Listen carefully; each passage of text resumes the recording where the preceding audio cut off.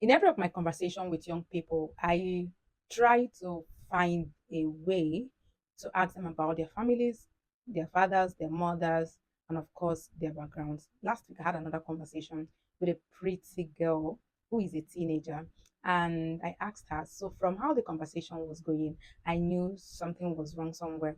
Guess what? She's a pastor's daughter, and she told me plainly that she doesn't believe in this God thing anymore. And then she said, I don't believe in marriage. I think I just want to be an independent woman. And then she said, I want to be that woman that would just have babies without any man involved. I asked, okay, so why do you want that? She said, because I feel like my father is using this submission thing to use my mom. Okay, I said, so how do you mean? She said, my father doesn't contribute so much. My mother is the one that works more, spends more. My father spends my mother's money anyhow. Everything we need, myself and my siblings, my mom provide. But what my father does is just to go around saying he's a pastor and really not contribute so much. And then I asked her, aside the fact that your father does not provide or does not provide the way you think he should be providing, do you have a beautiful relationship with him? Can you share anything with him? Is he always there for you? You know what she said? My father is not that kind of person. He doesn't pay attention to our needs. He's not always there. He's always caging us. He feels like overprotecting us is going to keep us from spoiling. She just said a lot of things and ended with, I don't like my father. And the fact that I see a lot of my father's kind in church is what I don't like at all. Now, that family problem is not my concern at this moment. Oh. My concern is this young girl who already has a distorted idea about marriage. I'm not going to sit here and tell you every single thing this girl told me, but I just want to tell you that one thing is at stake. It is the fact that many young people are growing up in families where they are being taught consciously or unconsciously that marriage is no longer a thing to look forward to.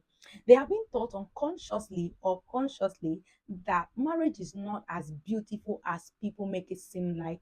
This girl went ahead to ask me, have I seen any successful marriage? That she doesn't have any, that she cannot point any woman who is married and is doing well and is still enjoying her marriage and maybe has the support of the husband.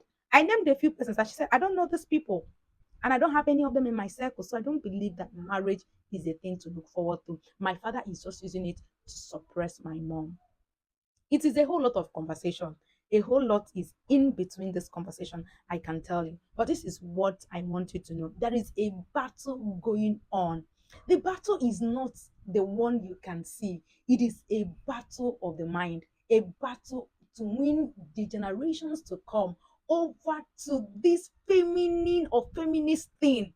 Now, I am not saying our women should not be empowered, though. That is not my concern. That is not what I'm saying. I believe that empowering women is empowering a community, a society. But you know, this idea of empowering women and not empowering men is not helping us.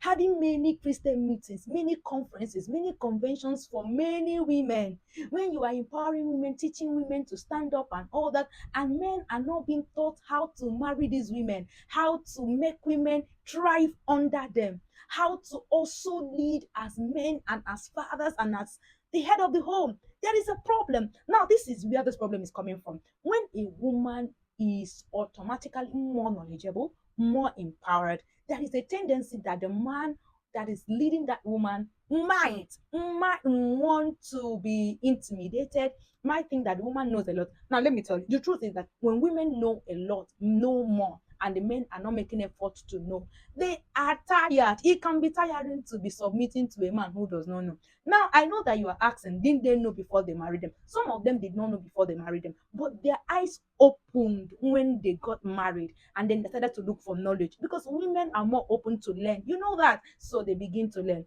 When these men don't learn, at a point, they now know that what they are in can no longer serve them. You see, that is where they begin to shift. Now, some of them, even though they know, they just stay there, they manage, they cry, they just manage because of their children. And the children that they are doing it for know that their mother is not happy in this marriage. They know that their father is maltreating their mother.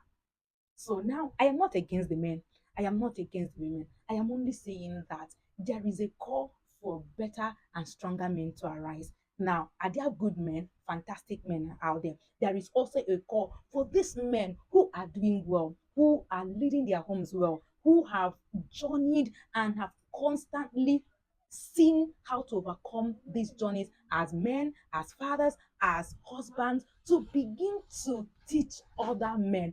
Create communities where other men can learn. Oh. To create communities where men can share their stories, where men are taught how to lead, where men are taught how to lead a woman who is more empowered, a woman who is getting empowered. Create communities where men pray together, where men can share their worries, where men can learn from each other. This is what I think this male gender lacks.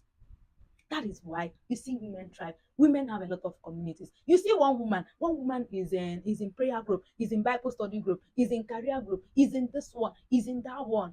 They are not just joining for joining sake, they are learning. And the more they learn, the more they come back to men who are not willing to learn. Now, do you see where the problem is? This is why it is important for you as a man who you know that by God's grace you have some age, you have some influence over fellow men to begin to do these things. Don't let the enemy cheat the next generation. We need more men to arise. We need more men to stand. We need more men to really take their place. It's not even about financially this time again. It is about leadership. It is about their role as fathers, as husbands, as people's uncles, as people's mentors, as people's brothers. Yes, that is how important it is.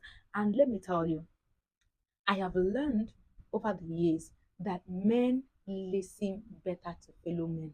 They are more willing to give listening ear. They are more willing to take advice from fellow men than they do from women. I'm telling you, that is why when you see a man that is taking so much advice from the wife, they call that one woman rapper because it is not a very common thing. Do you see why, as a man who have some influence under God, who you know that God has called you into the ministry of raising other men, of raising young boys, because I know that you can say that, see this man, this one don't already go. Yes, but how about the coming generation? How about the young ones? You have a role to play. If you don't play this role, you are leaving the chances open for the devil. And you know what? God is going to ask you because you have something to give. So let's go. It's Father's Month. Go right there. Make the impact. Make the impact. Let somebody hear how about that thing that God taught you as a father, as a man, as a husband that has changed the way you relate to your family for good. Can we have more men so supporting men? Can we have more godly men raising godly sons? Come on, let's go. We can do this. Happy Father's Day in advance. And I know you understand what I'm saying.